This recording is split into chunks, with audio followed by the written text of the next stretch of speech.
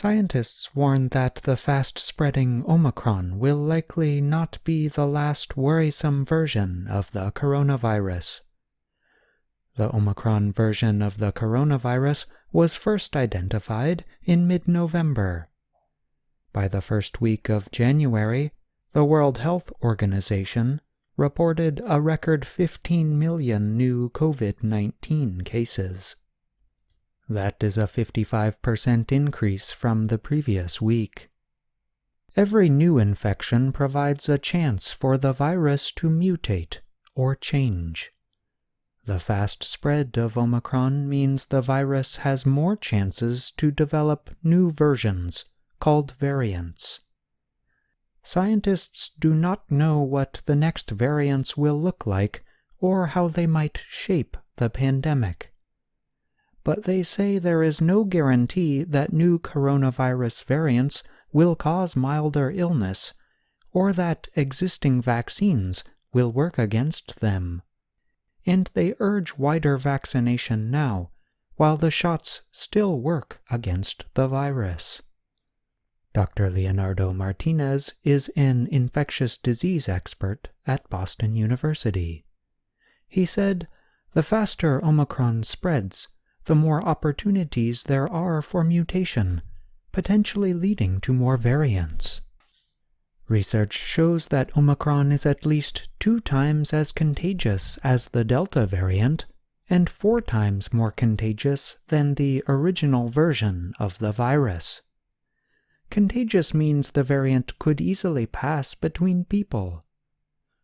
Omicron is also more likely than Delta to reinfect individuals who previously had COVID-19 and to cause breakthrough infections, meaning to cause an infection even if a person is vaccinated.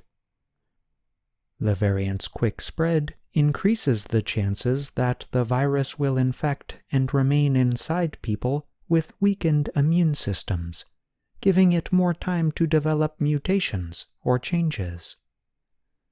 Dr. Stuart Campbell Ray of Johns Hopkins University said, "It's the longer infections that seem to be the most likely breeding grounds for new variants."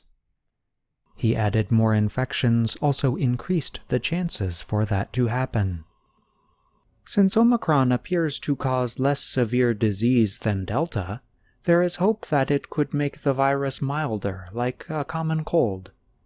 It is a possibility, experts say, given that viruses do not spread well if they kill their hosts very quickly. But viruses do not always get less deadly over time. Ray explained that a variant could realize its main goal, replicating or reproducing, if it caused mild infections at first, then caused severe illness later. This would give time for an infected person to spread the virus to others before getting very sick. Ray added, "I don't think we can be confident that the virus will become less lethal over time. Lethal is a term that means deadly."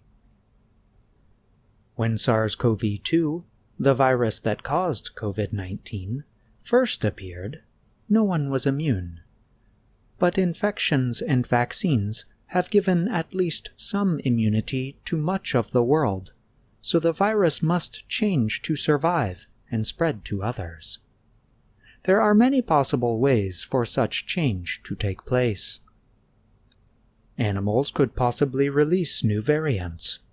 Dogs and cats, deer, and farm-raised mink are some of the animals that could be infected by the virus. The virus could mutate within them and then jump back to people. Another possibility is that people could get infected with both Omicron and Delta at the same time.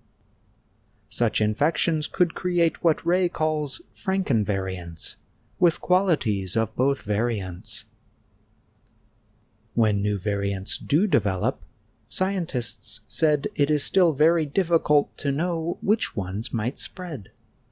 For example, Omicron has 30 mutations that let it attach easily to human cells. But the IHU variant, identified in France, has 46 mutations and does not seem to have spread much at all. To control or limit the spread of new variants, scientists stress continuing with public health measures such as wearing face coverings and getting vaccinated. Louis Mansky is director of the Institute for Molecular Virology at the University of Minnesota. He said with so many unvaccinated people, the virus is still kind of in control of what's going on.